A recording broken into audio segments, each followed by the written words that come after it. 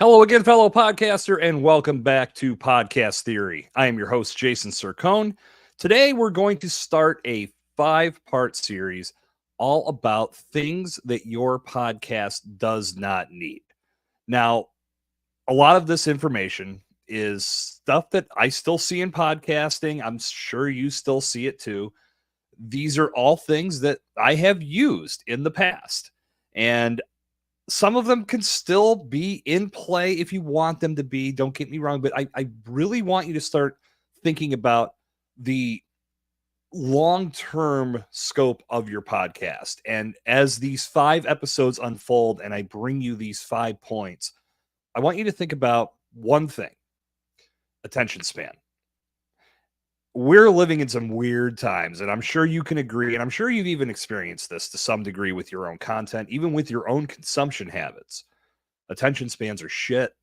We are in trouble, man. We've got a lot to make up for in regards to how much time we spend on certain things. Now, of course, we owe a lot of this to social media. We are being fed clips, just absolutely inundated with content from every platform that we land on, all in short form, because of course everybody is very cognizant of what's happening in our society.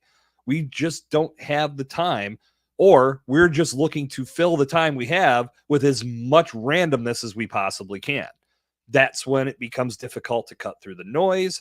That's when it's important to think about the impact of your content, because if you're not able to cut through that noise, it's very hard to gain somebody's attention and ultimately hold it for an extended period of time. One of the things I love about podcasts is because it's the simple fact that it's long form content. This is what I've always said about long form content, because believe me, I've had people ask, because of course I'm all in on podcasting.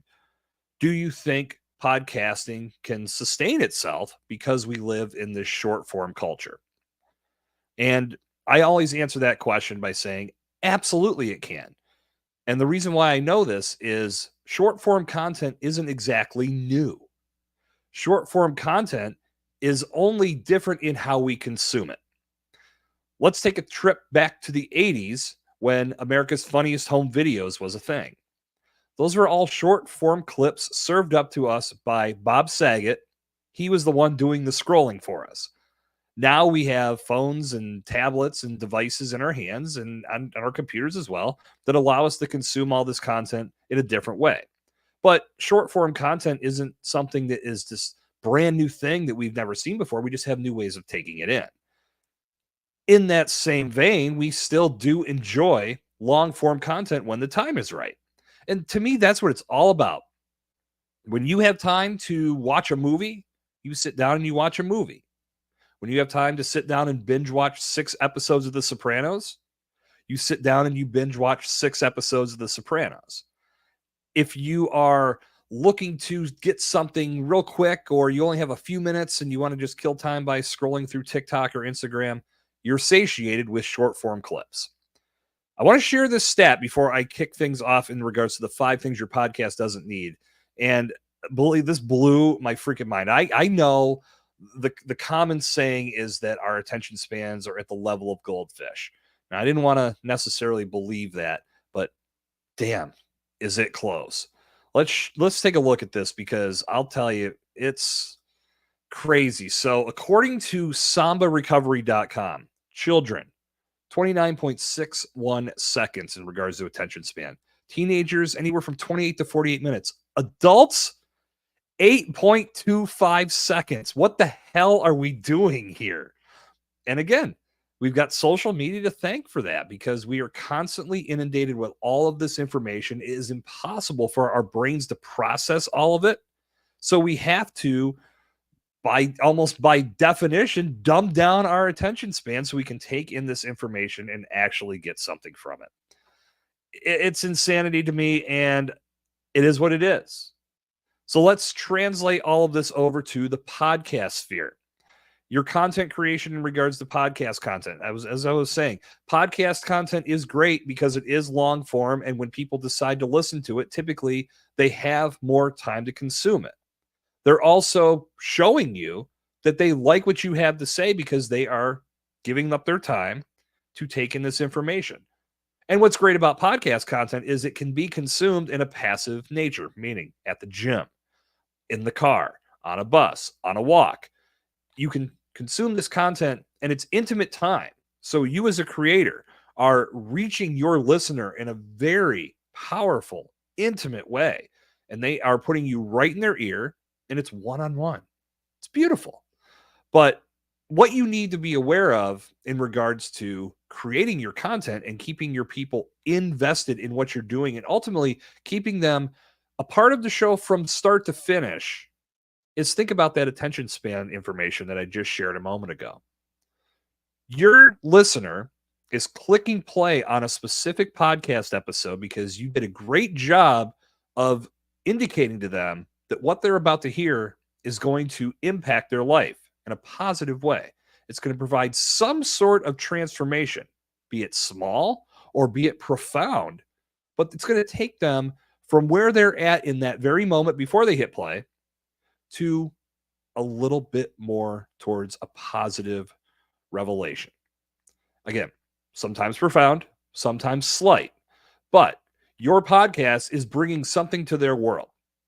They're clicking play because they believe what they're about to hear is going to impact them in a positive way.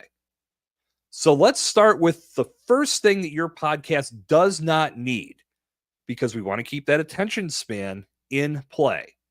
Your podcast does not need a long intro. Now, when I say intro, what I'm referring to is the fact that many podcasters have this long-winded, worded intro to start the show. And it's usually explaining all of the fine points and all of the things that you're going to learn when you listen to that podcast. Despite the fact that our attention spans have fallen off a cliff, we're still smart people. And when we discover a podcast, typically, the first thing we do is if it jumps out at us, we're going to check out the show description real quick. We might look at the show notes real quick. We're going to get an idea of everything that we're going to get from that particular episode. As we consume it, if it's for us, we're going to stay invested and probably check out a few more episodes when we have the time.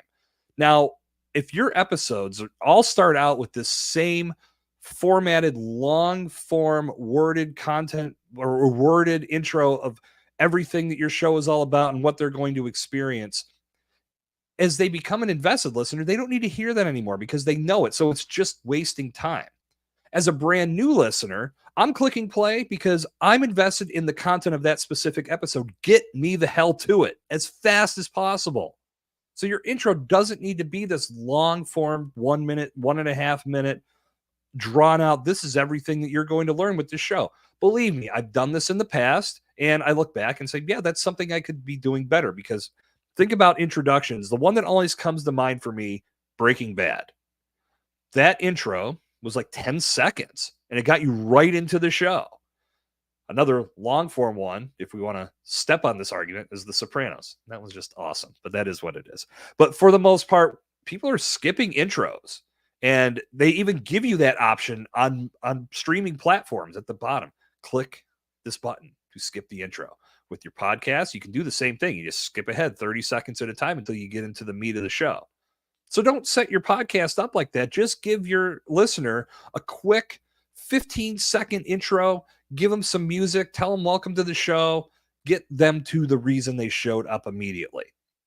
Staying on that same subject in regards to intro, the opening theme, of course, should be short, but you also don't need to have this long monologue before you actually get to the content that they showed up for. Again, going back to attention spans, adults, 8.25 seconds. Insane. But think about that in regards to podcasts. If you are doing something that's too long, all of a sudden you're 6, 7, 8 minutes in and you haven't even got to the reason why that person showed up. If they're looking for a solution to a problem, they may say, you know what, they're just not getting to the reason why I showed up today. I'm out. And they may bail on your episode before they ever give it a chance or hear the real reason why you wanted them to listen in the first place. Your intro doesn't need to be long-winded. Your intro should set the table for what that listener is going to experience with that episode. Today, I'm joined by X guest. This guest is going to talk to us about Y and Z. Today, you're going to learn blah, blah. Let's get to it. I showed up because I want all of those things. If you want to do a quick little bullet point recap of what those things are, great. Let me know what I'm going to learn when I click play or while I'm into it now. I've already clicked play. I've heard you say that. Get me to the heart of your podcast. This is going to help with your retention because people are going to get to what they came for. Now, again, we know that when people listen to podcasts, their attention span is a little bit more tuned up because it is long form content. But we don't want to run the risk of losing them because we're not getting to the reason they showed up in the first place. So, number one, the first thing your podcast does not need, a long intro. Get me to why I showed up as a listener and keep me invested in your podcast from the exceptional content that you're putting in front of me. That's what it's all about. I get it. We sometimes have this thought or belief in our minds that we need to over-explain ourselves to make sure that we're getting our point across. It's that salesmanship, right? It's, oh yeah, we got to make sure we're selling to make sure people understand it. But oftentimes, less is more. Give me a quick little intro, something that grabs my attention. Tell me what I'm going to learn and what I'm going to walk away with, and get me to it. That's it. That's what your podcast needs. It's going to help you in regards to your production because now you don't have to come up with these long-winded monologues or voice out these long-winded intro themes with words that just go on and on and on. Get me to the show. Get me to the reason why I showed up. Give me more great content just like that, and I'm going to become a long-term listener. So that is going to wrap up today's installment of Pod Theory. I hope you had a great time. I know I did. So our schedule's a little off this week. This episode is live today, which is Wednesday. Usually we go live Tuesday, but because of the holiday and me being out of town, I pushed this back a day. But I will be back on Thursday, September 5th, with the next installment in this series of what your podcast doesn't need. If you're keeping score at home, that'll be part 2. And I look forward to bringing that episode your way. It'll be live on YouTube, LinkedIn, and Facebook at noon on Thursday, September 5th. Won't you join me? Looking forward to seeing you there. Until our paths cross on Thursday, September 5th, on part 2 of this series, What Your Podcast Doesn't Need. This has been Pod Theory. I am Jason Sircone. Good talk. I will see you out there.